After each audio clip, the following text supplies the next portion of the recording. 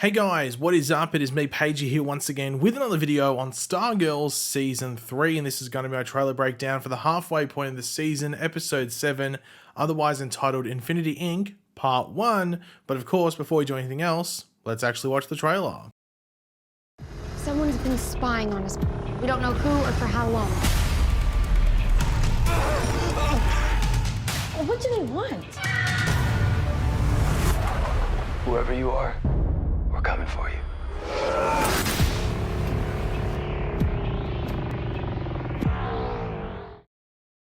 So last episode did plant a lot of seeds for what's going on this episode, while also putting, I think, some storylines on hold, at least till we're out of this two-parter Infinity Inc., sort of thing. So we had the whole Cameron thing sort of be addressed, and I don't know if Courtney's going to go straight back into it because a large issue has arisen from the end of last episode.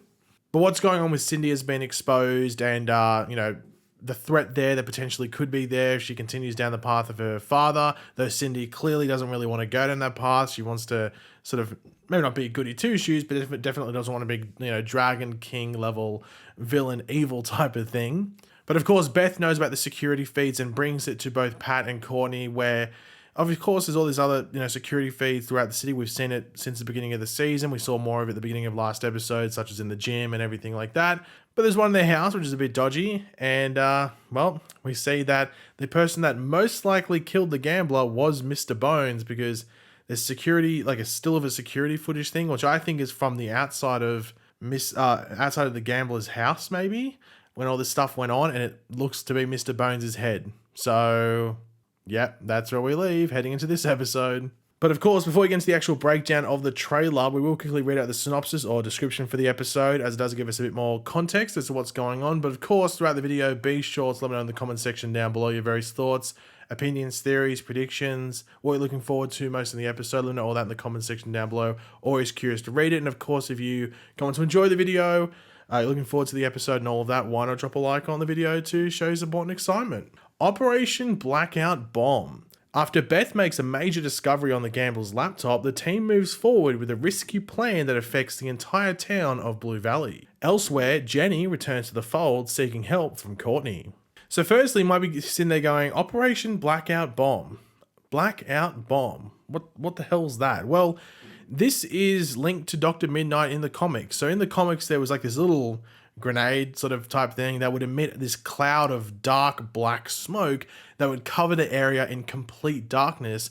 This would make someone, most likely a villain, not be able to see anything at all, while Dr. Midnight, with his special goggles, was able to see everything perfectly within it. So it was a bit of an advantage. Now, I don't know if that means that Beth will discover the blackout bombs in this episode, whether it was something that the old Dr. Midnight used, or she develops it herself or something.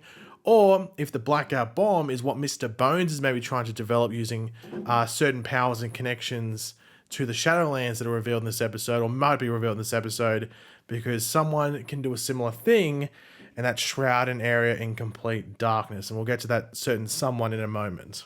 But in the trailer, we do have Pat and Courtney looking for more cameras potentially here, but it looks like they turn off the power in the house, or maybe someone turns it off for them. Now, I'm not sure if that would stop the surveillance cameras that Mr. Bones has set up. Maybe they're connected to some their own battery or something, I don't know. But it might, you never know, it's worth a try.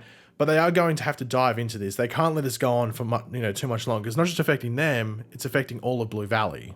Now, Infinity Inc., that's the title of the episode, or Infinity Inc. Part 1 if we're being, specific. But Infinity Inc., what the hell is that? Well, in the comics, it was a team made up of the JSA's children for the most part, so the young JSA, or just younger people in certain mantles that were formerly within the JSA, like a Wildcat or a Dr. Midnight or an Owlman or something like that, which is pretty much what our JSA is on the show. Now, whether the name of Infinity Inc. is what the group goes by now going forward out of this episode or two-parter is another question, but it could just be a reference because we are dealing with younger members, in particular in this episode, maybe some characters that could be a surprise as well.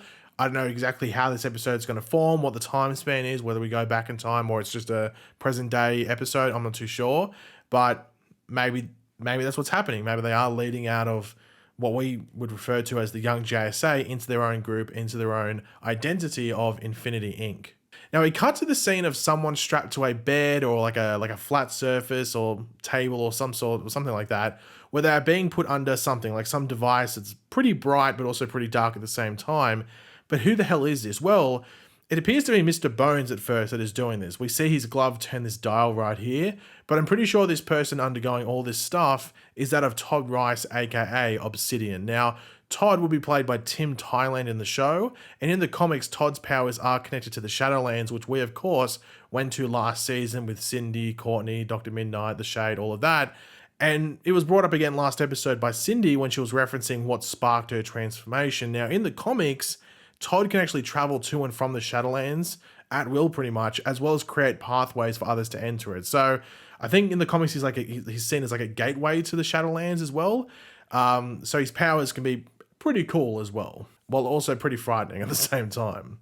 Now, the most important part of Todd in the context of the show is that he is Green Lantern's son, but of course, more importantly, he is the brother of Jenny Lynn Hayden, aka Jade, who we met last season. Now, she was in another trailer that was released like a week or two ago that showed her using the Green Lantern ring in some like underground area, which was most likely the Helix Institute.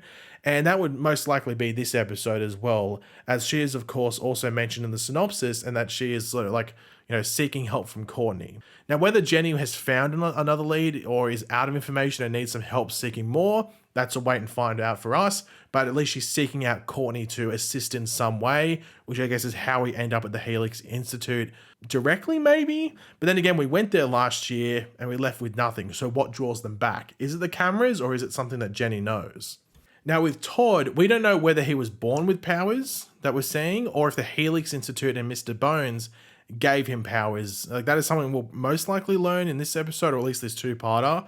But I would like to think he was born with the powers and that maybe Mr. Bones is then using him in order to gain access to the Shadowlands. Because Jenny, while straight out of the gate doesn't appear she has powers, she is like a living Green Lantern battery and everything like that. So that's her power that she was sort of harnessed from being the daughter of Alan Scott or Green Lantern. So Todd's developing these powers naturally, maybe not without giving them, without being given them by Mr. Bones, but Mr. Bones is trying to utilize them.